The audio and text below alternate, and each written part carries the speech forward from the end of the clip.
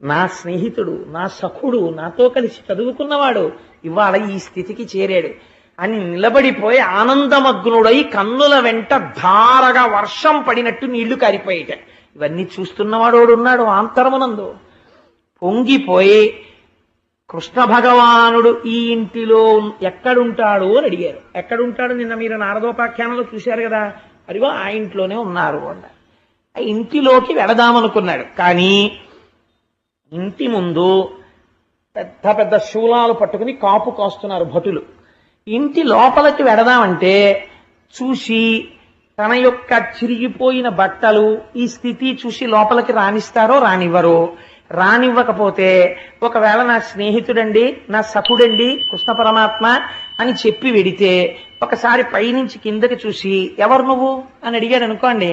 అడిగితే అంటే అబద్ధాలు చెప్పి లోపలికి వచ్చావా అని రెక్కపట్టి ఈడ్చేస్తే తను ఇప్పుడు అబద్ధం చెప్పినవాడు కాదు, అవమానం అయిపోతుంది. పోనీ ఏమీ చెప్పకుండా అక్కడ ఉన్న రాజభటులకు ఏదో కానుకిచ్చి లోపలికి ఎడదామా అంటే ఇవ్వడానికి కృష్ణుడికి తెచ్చిన అటుకులు తప్ప ఇంకొకటి లేవు.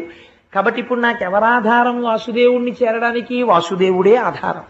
ఆ పరమాత్మ నన్ను చూసి అలా మిన్నకుండేటటువంటి వాడు, అలా అమర్యాదగా ప్రవర్తించేవాడా నా తండ్రి? అలా ఉండడు. నా సఖుడు మర్యాద తెలుసున్నవాడు, ఆయనే నన్ను గుర్తుపడతాడు. ఆయన నన్ను గుర్తుపట్టడమే నా ప్రవర్తనకి, నా మంచితనానికి నిదర్శనమవుతుంది. నేను ఎవ్వరినీ అడగను అని ఆ సౌధము దగ్గరికి వెళ్ళి ఒక్కసారి ఆ తెర తీసి ఆ భటుల దగ్గరికి నిలిపించున్నాడు.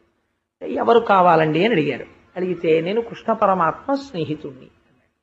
వాళ్ళు ఒక్కసారి ఎగాదిగా చూశారు. ఈయన్ని చూస్తే పాపం ఆయన చాలా దయనీయమైన స్థితిలో కనపడ్డాడు. కానీ ద్వారకానగరంలో ఉన్న కృష్ణ పరమాత్మ ఎటువంటి వాడో అక్కడ ఉన్న వాళ్ళకి తెలుసు. కాబట్టి వెంటనే ఆయన బ్రాహ్మణుడు కుచేలుడు వచ్చాడు.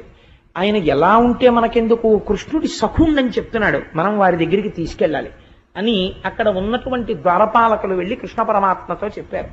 అయ్యా మీ కొరకని ఎవరో చాలా పేద బ్రాహ్మణుడు మీ స్నేహితుట్ట వచ్చారు, అక్కడ నిలబడ్డారు ద్వారం దగ్గర అన్నారు. అప్పటికి కృష్ణ పరమాత్మ చేస్తున్న పని ఏమిటో తెలుసా అండి? ఆ గదిలోకి ఎవరూ ప్రవేశించారు. ఎంతో ముఖ్యులైన వాళ్ళు వస్తేనే అక్కడికి సమాచారం పెడుతుంది. ఆయన తన శయన మందిరమునందున్నాడు. అది కూడా రుక్మిణీదేవి యొక్క మందిరంలో ఉన్నాడు. అప్పుడు పట్టుపాన్పున తల కింద చేయి పెట్టుకుని ఎంతో సంతోషంగా రుక్మిణీదేవితో ఏదో పరిహాసాలు ఆడుతున్నాడు. అమ్మవారు ఎంతో సంతోషంగా ఆయన కాళ్ళు ఒత్తుతోంది.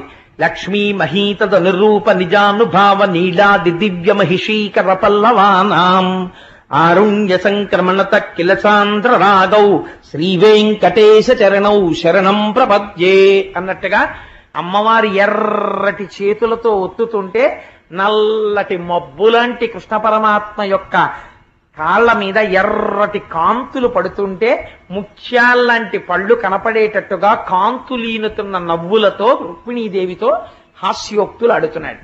వచ్చినటువంటి భటుడు అయ్యా ఒక్కసారి మీతో మాట్లాడాలన్నాడు. తెర తీసి ఏమిటి అని ఇలా తెర తీసి చూశాడు. చూసేటప్పటికి భటుడితో మాట్లాడదామని తెర తీశాడు. దూరంగా అక్కడ నిలబడి రాజద్వారం దగ్గర కుచేలుడు అలా నిలబడి ఉన్నాడు. చూశాక అంత దూరంలో చూడగానే కనిడాయంచనునంత కృష్ణుడు దళ కంజక్షుడ పేద విప్రుని కృషీభూతాంగు జీర్ణాంబరున్ అశ్రాంత దరిద్ర పీడితు కృషీభూతాంగు జీర్ణాంబరున్ ఘన తృష్ణాచుర చిత్తు హాస్య నిలయున్ ఖండోత్తరీయున్ కన్కుచేలునికని అల్లంతనే సంభ్రమ విలోలుండై దిగెంతల్పమున్. నాకు నిజంగా కృష్ణ పరమాత్మ వచ్చిన సన్నివేశం ఇక్కడ కనపడుతుంటే నాకు ఆ పద్యమే తడబడిపోతోంది. నిజంగా ఆయన మాననీయత చూడండి. కనిడాయంచనునంత కృష్ణుడు దళత్కంజక్షుడ పేద విప్రుని. దళత్కంజాక్షుడు ఆ చూపులలో ఉన్న అందాన్ని ఆ కళ్ళలో చూపిస్తున్నారు. తామర రేకులు ఎలా ఉంటాయో అటువంటి కన్నులతో ఉన్నాడు. భార్యతో పరిహాసం ఆడుతున్నాడు. తెర తీసి భటుడిని చూసి ఇంకా భటుడితో మాట్లాడలేదు, ఇలా చూశాడు. కుచేలుడు కనపడ్డాడు అంత దూరంలో. ఎటువంటి కుచేలుడు అంటే మహాదరిద్రుడు, అపారమైనటువంటి దరిద్రంతో ఉన్నాడు. అశ్రాంత దరిద్ర పీడితూ, ఒక క్షణం కూడా విడిచిపెట్టకుండా దరిద్ర దేవత చేత పీడింపబడుతున్నవాడు. అశ్రాంత దరిద్ర పీడితు కృషీభూతాంగు, శరీరం అంతా కూడా క్షీణించిపోయి, అంటే ఉరప్పంజరంలో ఎముకలు లెక్క పెట్టవచ్చు అంత ఎముకలు పైకొచ్చేసాయి. హాస్య నిలయం, ఎవరైనా చూస్తే ఓడి బాబా అదేంటో బాబా చిలుగుపట్లు నువ్వు అని పరిహాసమే ఆడతారు తప్ప నమస్కరించేవాడు ఎవ్వరు ఉండడు. అలా ఉన్నాడు. హాస్య నిలయం ఖండోత్తరీయం, పంచమాట దేవుడెరుగు. పంచకి కన్నం ఉంటే ఉంది, కనీసం ఉత్తరీయం కన్నం లేకుండా లేదు, దాని నిండా చిరుగులే. ఖండోత్తరీయం అల్లంతనెకని, అంత దూరంలో చూసి సంభ్రమ విలోలుండై, ఓయ్ కుచారా ఎప్పుడొచ్చావా అని దిగంతల్పమున్ ఒక్కసారి దూకేసేట, మంచం మించి దూకి పరిగెత్తుకుంటూ వెళ్ళిపోయి గట్టిగా కౌగిలించుకున్నట్ట. కుచేలా ఎన్నాళ్ళకి చూశానయ్యా నిన్ను, నా ప్రాణం లేచినట్టుందో, రా రా రా అని గబగబా చెయ్యి పట్టి తీసుకొచ్చేట. హాలుంది ముందు, దర్బార్ హాలు, అందులో కూర్చోబెట్టలేదు, తిన్నగా తీసుకెళ్లిపోయాడు. రుక్మిణీదేవి తాను తప్ప అన్యులు ఆ పాన్పుని ముట్టరు.